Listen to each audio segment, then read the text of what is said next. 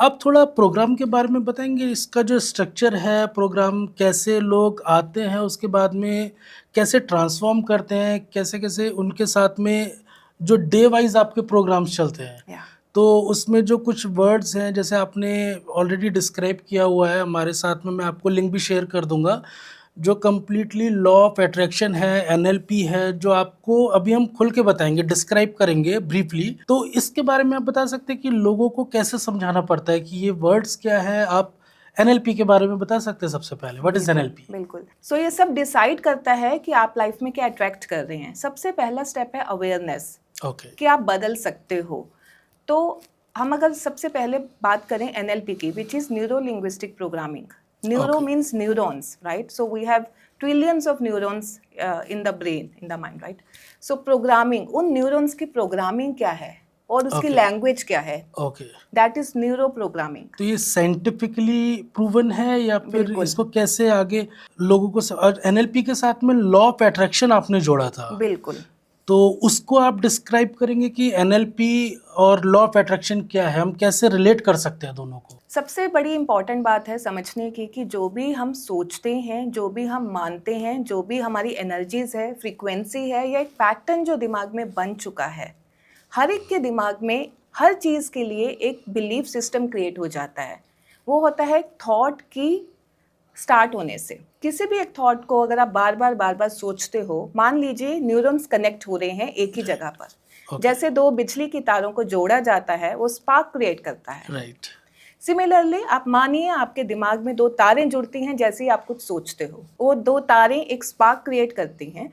और अगर आप बार बार सेम तारों को स्पार्क क्रिएट कराते हो, वो बनता है बिलीफ। अगर आप बचपन से मानते हो मैं स्टडीज़ में अच्छा नहीं हूँ, या आपको ये बताया गया, या आपको रियलाइज़ कराया गया, या आपने खुद माना, ज़्यादातर फैमिलीज़ में यही होता है, पढ़ लो नहीं तो फेल हो जाओगे। हाँ जी, और अगर ये आपको बार बार बोला जा रहा है और आपने बार बार खुद को राइट, बताया है, then it will become a belief.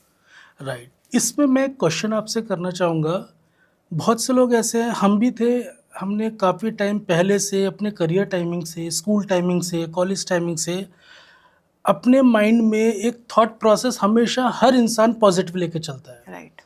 और वो पॉजिटिव एफर्मेशंस होते हैं और उसको विजुअलाइज भी करता है आगे के मैनिफेस्टेशन को लेके।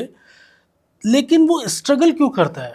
वो ऐसी कौन से पॉइंट्स आते हैं उस फिर भी आज के टाइम पे राइट। कितने लोग ऐसे हैं कि पॉजिटिव थॉट प्रोसेस को लेके चल रहे हैं, फिर भी वो स्ट्रगल कर रहे हैं उस पॉइंट तक पहुंचने के लिए? ये रीज़न आप प्लीज़ या समझा दीजिए। देखिए, समझने की बात यहाँ ये है कि बहुत सारे लोगों को लगता है कि मैनिफेस्टेशन का मतलब है पॉजिटिव थिंकिंग। ऐसा ओके, नहीं है। यस, मैनिफेस्टेशन तकरीबन 4 से 5 एलिमेंट से जुड़ा है। नंबर 1 आपके पैटर्न्स या बिलीव सिस्टम्स। नंबर 2 आपकी एनर्जीज या बोलो फ्रीक्वेंसीज। नंबर 3 आपका बिलीव सिस्टम।